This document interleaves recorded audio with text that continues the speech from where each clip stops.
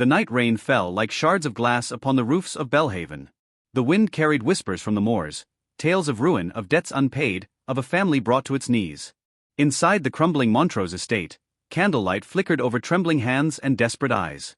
Lord Ambrose Montrose, once the pride of the northern shires, sat before a ledger soaked with ink and despair. Years of war and folly had stripped him bare. The vineyards lay barren. His ships, lost to storms. And now the final blow, the Duke of Ravencourt had come to collect. Outside, the thunder rolled as if heaven itself judged him. "Papa," came a soft voice from the doorway. Elara stood there, his only daughter, the last remnant of grace in a house long fallen. Her gown was plain, her hair unbound, her eyes the color of a quiet storm. Ambrose looked at her and swallowed his shame. "He comes tonight," he said. "The Duke." Her heart faltered.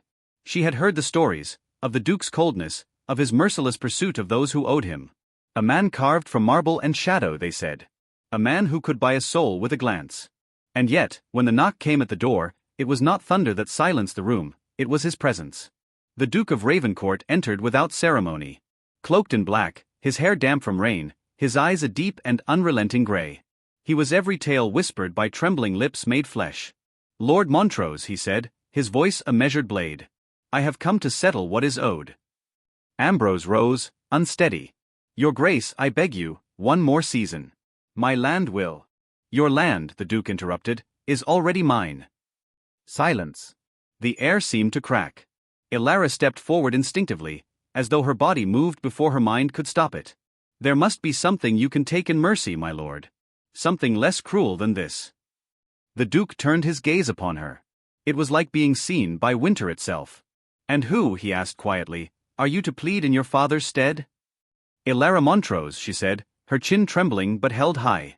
"His daughter." For a long moment, he said nothing. Then his lips curved, not quite into a smile. "Then perhaps mercy can be bargained." Ambrose paled. "No," he whispered. The Duke's eyes remained on Elara. "Your father owes a sum that gold cannot repay. But I am a practical man. If he gives me his word, and his daughter, for one night, the debt is gone." The words fell like daggers. Elara froze. Ambrose staggered forward, shaking his head violently. "You dare. She is innocent." "Innocence," the Duke said, his tone cool, "has no value in the matters of debt and honor." Elara's voice broke through the silence. "If it will save our home, I will do it." Her father's cry tore through the air, but she did not waver. She met the Duke's gaze, and though she trembled, she did not look away. Something flickered in his eyes, not desire, not yet, something darker. Recognition. That night, as the manor slept in shame and thunder, Elara walked alone to the Duke's carriage. He waited within, the firelight casting gold against his sharp, unreadable face. When she stepped inside, he said only, "You are braver than most men I've known." "And you," she replied, her voice quiet but steady, "are crueler than most devils I've heard of." He looked at her, truly looked, and for the first time in years, his heart gave a single traitorous beat. The Duke's castle rose like a shadow from the cliffs, its towers scraping the fog. Candles burned in the hall, but warmth was a stranger here. Elara followed him through stone corridors that smelled of sea and secrets. "Why me?" she asked softly. He did not answer until they reached his chambers, vast, cold, and magnificent. "Because," he said at last, "I do not take what is freely offered. I take what fate demands." She turned to face him. "And what does fate demand tonight?" He studied her in the silence that followed. "Truth." The word struck her. He poured wine into 2 cups. "You think me cruel," he said. "You are not wrong. But cruelty is the coin the world pays to those who survive." She took the cup, though her hand shook. "And yet, you demand a night from me as payment." His eyes flicked to hers. "Do you think I mean to harm you, Elara?" "I think," she whispered, "you mean to prove that you can." The air thickened with something unnamed, not fear, not yet desire, but a tension that hummed like the string of a bow drawn too tight. He stepped closer. The scent of rain lingered on him. "If I wished to break you, you would already be broken." "Then what do you wish?" He hesitated, and that hesitation betrayed him. She saw it. The Duke of Ravencourt, the man whispered to have no soul, was afraid. Not of her body, but of what it stirred in him. "I wish," he said slowly, "to forget." Her breath caught. "Forget what?" He turned away, voice low. "My wife." My child. Lost to fever because I was too proud to beg mercy from God. The walls that guarded his heart cracked with those words. She saw not the Duke, but the man, haunted hollow, punished by his own ghosts. Without thinking, she stepped closer, her hand reaching his. Then tonight, she said softly, let it not be cruelty you remember. When he looked at her again, there was no calculation in his gaze. Only hunger, for warmth, for solace, for something he had long forbidden himself to feel. Their lips met, not in conquest, but in surrender. Outside the storm raged, inside, a different one was born. Hours passed like moments. The fire burned low, their whispers melted into silence, and by dawn, the Duke of Ravencourt, the man who claimed her for debt, was the one undone. When morning came, she rose quietly, gathering her torn gown, her heart both heavy and strange. He stirred but did not stop her. Will I see you again? She asked, her voice trembling.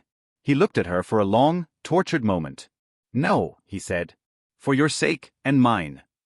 And thus, the night ended. A night meant for payment had become a wound neither could heal. But fate, as he once said, demands its own cruel balance. Weeks passed. The Montrose estate, saved from ruin, began to breathe again. But Elara's peace did not return. A sickness lingered, not of the body, but of the heart. And then, one morning as she stood by her window, she touched her belly and understood. The Duke had taken her father's debt, and left her with his heir. Winter came to Belhaven. The moors were white, and the Montrose estate echoed with a silence both sacred and strange. Elara lived quietly, avoiding the eyes of the village. She wrote letters she never sent, to him. Words of anger, of longing, of confusion. But months later, a rider came to the gates. His cloak bore the black crest of Ravencourt. The Duke requests your presence, the messenger said. At once. Her heart pounded. She arrived days later at the castle, now veiled in snow. He met her in the great hall, and for a moment, neither spoke. Time had changed them both, she softer but stronger, he colder but cracked beneath his own silence. I did not summon you for cruelty, he said finally. Word reached me, that you are with child. Her chin lifted. If you wish to claim him, you will not. I owe you nothing more. I did not come to claim, he said quietly. Only to atone. She blinked. Atone. He stepped closer, his voice raw. I took what I had no right to. I thought I could bury my grief in you. But instead, I found something I was not prepared to feel again. Her breath trembled. And what is that? He looked at her, his eyes storm-bright. Love. The word hung between them, too heavy, too dangerous. You cannot love me, she whispered. I was bought for a night. He reached for her hand gently. Then let me by forever. Tears burned her eyes. You cannot undo what's been done. Perhaps not, he said, voice breaking. But I can build what should have been. The snow fell harder outside. The firelight flickered over his face. No longer a duke of stone, but a man undone by the one thing he could never own.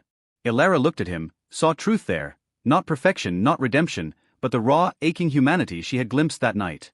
Slowly, she nodded. Then prove it. He did not speak. He simply took her hand and pressed it against his heart. Months later, the castle of Ravencourt was no longer cold. Its halls filled with laughter, with warmth, with life. A child's cry echoed through the chamber, the Duke's heir, born not of debt but of love. As he held his son for the first time, the Duke whispered, a child for the debt, and a knight for my heart. Elara smiled through her tears. No, my love, she said softly. A lifetime for us both. And though the storm still raged beyond the cliffs, inside Ravencourt, there was peace. The kind that comes only once, when love is both forbidden and forever.